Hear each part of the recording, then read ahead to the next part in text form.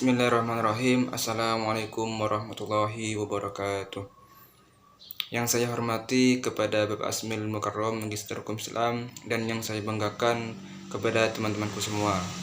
Pada kesempatan kali ini, izinkan kami dari kelompok 18 untuk mempresentasikan hasil kerja kami dengan tema hirabah. Selamat menyimak. Pengertian hirabah. Hirabah disebut juga dengan perampokan atau dapat juga disebut dengan qat'ut thariq.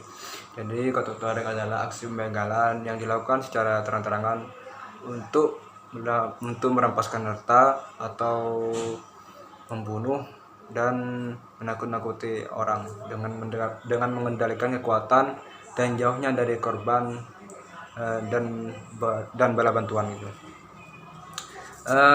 Biasanya dari jamaah hirabah dilakukan oleh sekelompok orang penjaga lalu lintas baik pada siang hari ataupun malam hari, yang kadang-kadang hanya merampas harta benda, kadang-kadang diikuti dengan pembunuhan terhadap pemiliknya, atau mungkin hanya bersifat menakut-nakuti lalu lintas. Bentuk hirabah. Bentuk-bentuk tindak pidana perampokan ada 4 macam. 1. Keluar untuk mengambil harta secara kekerasan. Kemudian pelaku hanya melakukan intimidasi tanpa mengambil harta dan tanpa membunuh. 2. Keluar untuk mengambil harta secara kekerasan, kemudian ia mengambil harta tanpa membunuh. 3. Keluar untuk mengambil harta secara kekerasan, kemudian ia melakukan pembunuhan tanpa mengambil harta. Dan keempat, keluar untuk mengambil harta secara kekerasan, kemudian ia mengambil harta dan melakukan pembunuhan. Jadi apabila seseorang melakukan salah satu dari 4 di atas bentuk tindak pidana tersebut, maka ia dianggap sebagai perampok selagi ia masih dalam tujuan mengambil harta dan dengan kekerasan.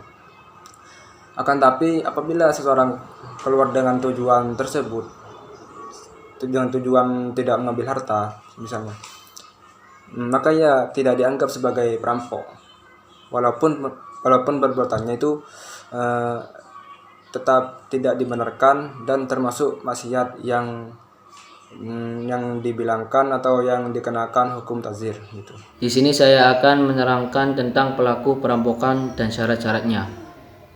Syarat umum bagi pelaku perampokan untuk mendapatkan hukuman had adalah harus mukallaf, sesuai hadis yang diriwayatkan oleh Imam Ahmad dan Abu Dawud. Dari Aisyah radhiyallahu anha, ia berkata, telah bersabda Rasulullah SAW, dihapuskan ketentuan dari 3 hal.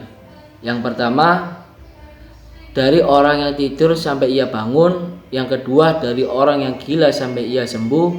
Dan yang ketiga, dari anak kecil sampai ia dewasa. Hadis riwayat Ahmad, Abu Dawud, Nasai, Ibnu Majah, dan Hakim. Mengenai pelaku hirabah, para ulama berbeda pendapat. Menurut pendapat Hanafiyah, pelaku hirabah adalah setiap orang yang melakukan secara langsung atau tidak langsung perbuatan tersebut. Dengan demikian, menurut Hanafiyah adalah orang yang ikut terjun secara langsung dalam mengambil harta, membunuh atau mengintimidasi, termasuk pelaku perampokan.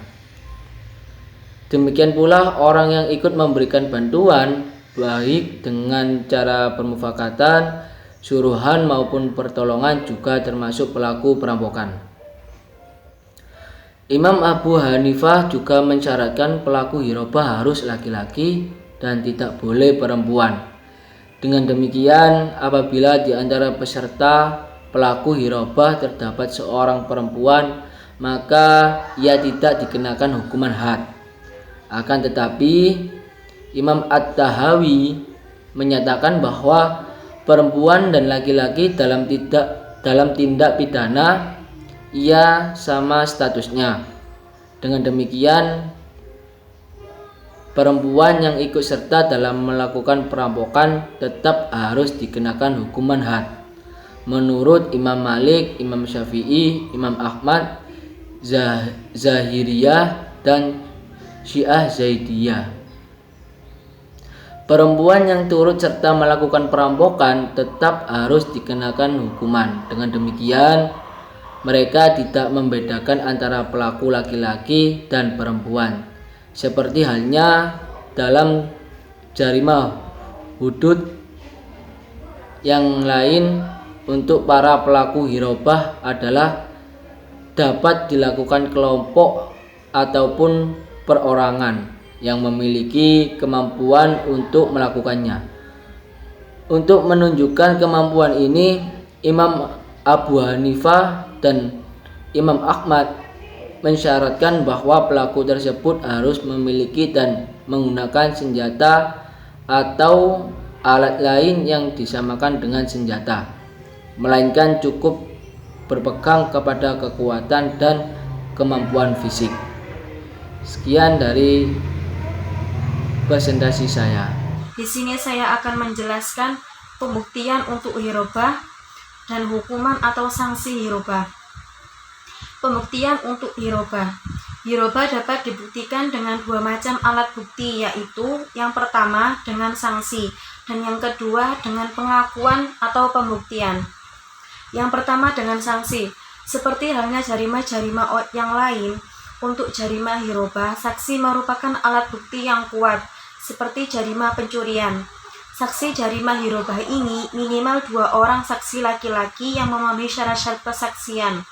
Saksi tersebut dapat diambil dari para korban dan bisa juga dari orang-orang yang ikut terlibat dalam tindak pidana perampokan tersebut. Apabila saksi laki-laki ada, maka bisa juga digunakan seorang saksi laki-laki dan 2 orang perempuan atau 4 orang saksi perempuan. Yang kedua, dengan pengakuan atau pembuktian. Pengakuan seorang pelaku perampokan dapat digunakan sebagai alat bukti. Persyaratan untuk pengakuan ini sama dengan persyaratan dalam tindak pidana pencurian. Jumhur ulama menyatakan pengakuan itu cukup 1 kali saja tanpa diulang-ulang. Selanjutnya pembahasan yang terakhir, hukuman atau sanksi hirobah. Yang pertama, hukuman untuk menakut-nakuti.